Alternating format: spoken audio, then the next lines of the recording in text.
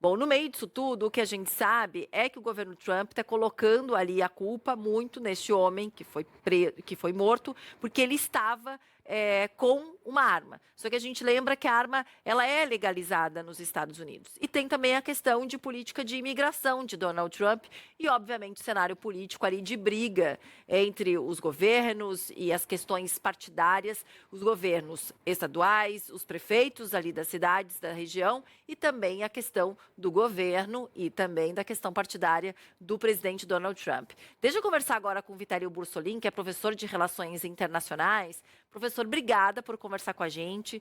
Segunda morte em menos de 20 dias. Traduz um pouquinho para a gente esse cenário e o quanto realmente impacta a imagem e o próprio governo de Donald Trump. Boa tarde, bem-vindo por aqui.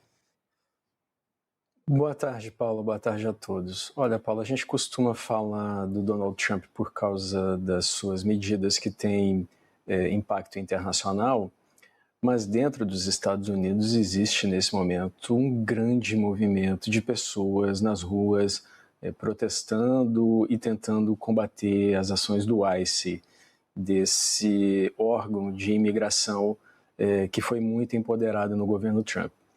Existem vários questionamentos, acho que você levantou alguns. Em Minnesota, o governador é o Tim Walz, ele foi vice-candidato a presidente dos Estados Unidos ao lado da Kamala Harris. Hoje, o Tim Walz e o Trump conversaram por telefone, como costuma fazer. O Trump disse que a conversa foi muito boa e que vão cooperar. Mas Minnesota está longe de ser um estado com problemas de imigração. O foco do ICE no estado são imigrantes da Somália. O Trump chegou a fazer declarações que foram consideradas preconceituosas quanto à população da Somália. Mas, de qualquer forma, a população está revoltada porque as imagens que foram mostradas em várias gravações feitas pelas pessoas que acompanhavam essa ação do ICE, elas são contraditórias em relação à versão oficial do governo dos Estados Unidos. Esse rapaz, o enfermeiro, o Alex Pretty, de 37 anos, inclusive um enfermeiro de um hospital de veteranos, ele atuava com veteranos de guerra. Ele tinha uma arma e ele tinha licença para usar essa arma. E ele não usa, ele não saca a arma. Ele está filmando a ação do ICE, as imagens são muito claras, né? Ele está filmando as ações do ICE, um agente joga spray de pimenta no rosto dele, ele cai no chão, é imobilizado, ele é agredido várias vezes enquanto está no chão. 8 segundos depois que ele já está contido no chão, ele é revistado e encontra uma arma com ele que é retirada, é afastada a arma dele. E depois que a arma é afastada, ele recebe 5 tiros a queima-roupa. Ele foi, evidentemente, assassinado. Então, por mais que haja uma alegação, inclusive da secretária de Segurança Interna, do Departamento de Segurança Interna dos Estados Unidos, a Kristi Noem, de que ele seria um terrorista doméstico, não houve nenhum ato de violência desse rapaz, do Alex. Ele estava ali exercendo o direito dele, era um cidadão dos Estados Unidos, ele tinha direito de usar aquela arma, ele não sacou a arma, ele não ofereceu resistência, e as pessoas veem essas imagens e ficam mais revoltadas ainda, Paulo. Então, há um questionamento forte nos Estados Unidos agora sobre as ações do Trump quanto à imigração.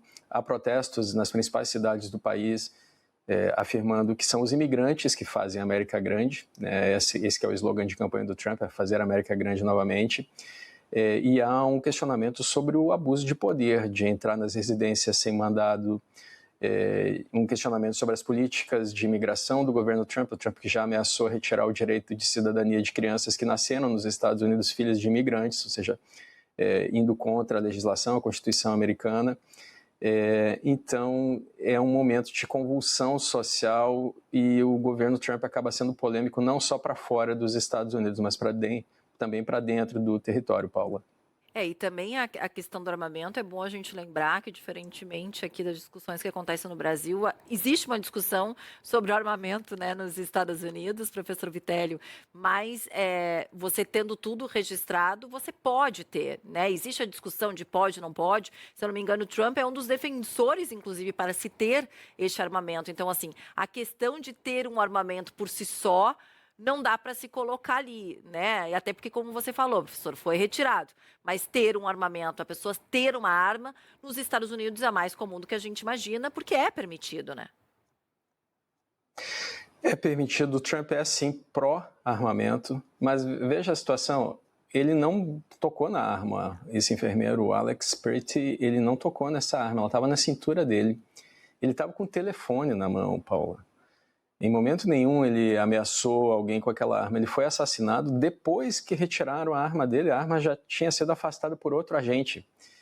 Então, foi sim um movimento truculento. Tem que ser investigado por uma agência independente. Hoje o Trump tem ainda a maioria no Congresso. É muito questionável como ele vai se sair nas eleições de meio de mandato, agora em novembro, porque ele tem perdido já estados e cidades-chave, perdeu as eleições em Nova York, em Miami, New Jersey, na Virgínia. No primeiro mandato, o Trump também tinha as duas casas, a Câmara e o Senado, acabou perdendo a Câmara na metade do mandato. Isso tornou o governo dele muito mais impotente de tomar algumas medidas. Ele passou os 2 últimos anos do mandato criticando a Nancy Pelosi, speaker da Casa dos Representantes. Hoje o Trump ainda tem maioria na Suprema Corte, mas não é por conta dessa maioria que esse tipo de violação, de assassinato, na verdade, vai passar pelos juízes sem um questionamento, Paula. Agora, eu queria entender também, Vitélio, a questão de Tom Homan. Hoje, até saber quem é ele, né, conhecido como Cisar da Fronteira, hoje pelas redes sociais, o presidente americano Donald Trump disse que o Tom está indo para a região de Minnesota e ele chega a publicar o seguinte: enviarei Tom Homan a Minnesota esta noite. Ele não tem experiência nessa região, mas conhece e gosta de muitas pessoas de lá. Tom é rigoroso, mas justo e se reportará diretamente a mim. O que esse gesto de Donald Trump quer dizer? Qual é a tradução? E quem é esse homem? O Tom Homan, ele é considerado um grande xerife, né? O Cisar das fronteiras, como você falou. No primeiro mandato do Trump, ele já levantou polêmica porque ele era favorável a separar os imigrantes dos filhos menores de crianças.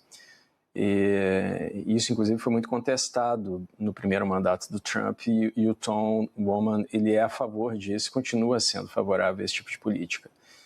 O fato de enviar ele para Minnesota é um ato de foco, né? A própria secretária Homeland Security, né, de segurança interna dos Estados Unidos, a Kristi Noem, o Trump disse que ela está deixando de lado todas as outras atribuições dela para focar só em Minnesota.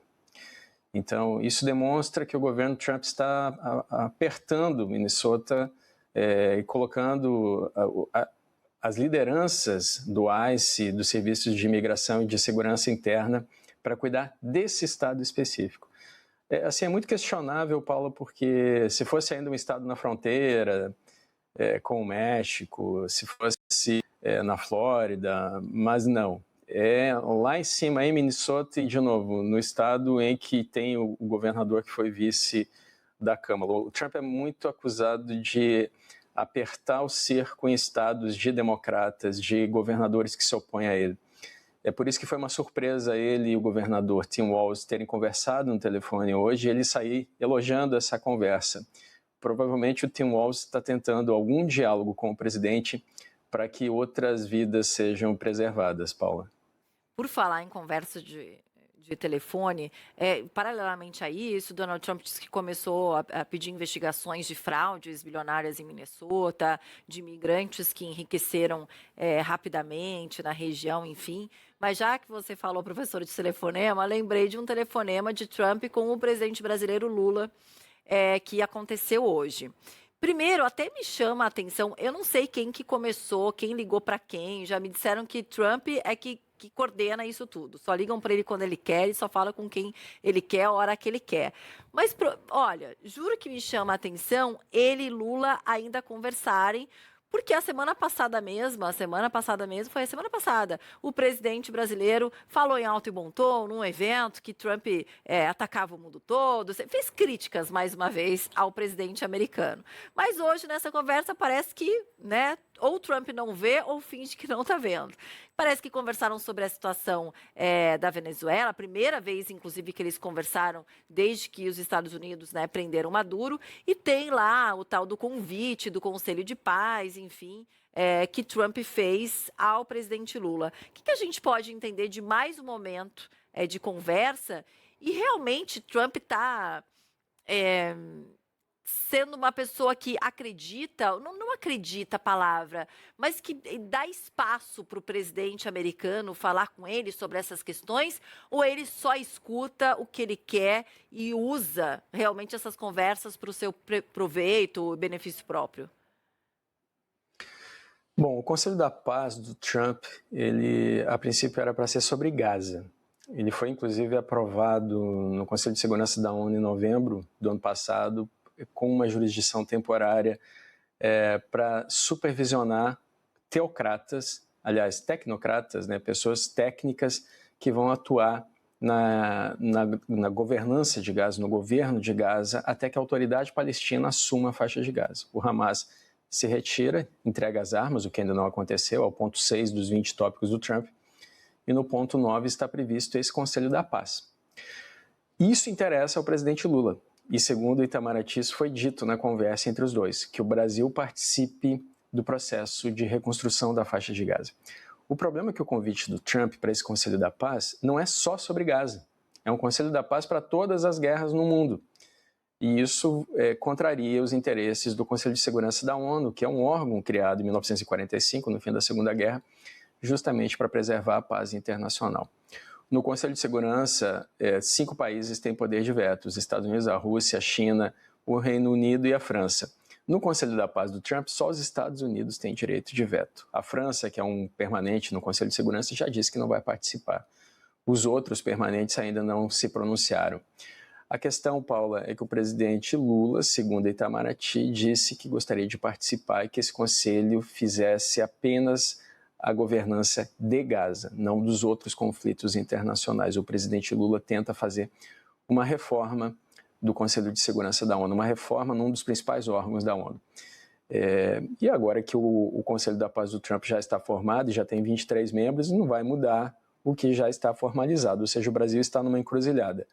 Ou não participa do Conselho da Paz e não participa do processo de reconstrução de Gaza, ou participa do governo desse Conselho de Segurança e do governo de Gaza temporário, dessa supervisão, mas ao mesmo tempo estaria confrontando interesses da ONU e do Conselho de Segurança, Paula. Agora, inclusive, o presidente Lula teria pedido ali representantes palestinos e tal, mas por que do outro lado, Vitali? Por que é tão importante para Trump, para os Estados Unidos, ter o presidente brasileiro ou o Brasil no Conselho da Paz? Porque é pouco significativo ainda esse Conselho da Paz do Trump. Tem estados do entorno ali da faixa de Gaza, então a Jordânia, o Egito, a Arábia Saudita, Emirados Árabes Unidos, Israel, esses estados têm interesse em participar porque isso vai tratar da faixa de Gaza e, evidentemente, isso tem a ver com o futuro da Palestina. O Brasil é um dos países que reconhecem o Estado da Palestina. E é muito pouco representativo ainda o Conselho da Paz do Trump. Então, existe, de um lado, o interesse dos estados que querem participar por causa da Palestina e, do outro lado, o interesse de países que querem se aproximar do Trump. Então, Bielorrússia, por exemplo, ou Armênia, que são países aliados da Rússia. Mas a questão toda, Paula, é que o Conselho da Paz do Trump só vai ter algum tipo de legitimidade se conseguir mais países da esfera global. O Brasil, por exemplo, é um país importante na comunidade internacional, um dos fundadores da ONU.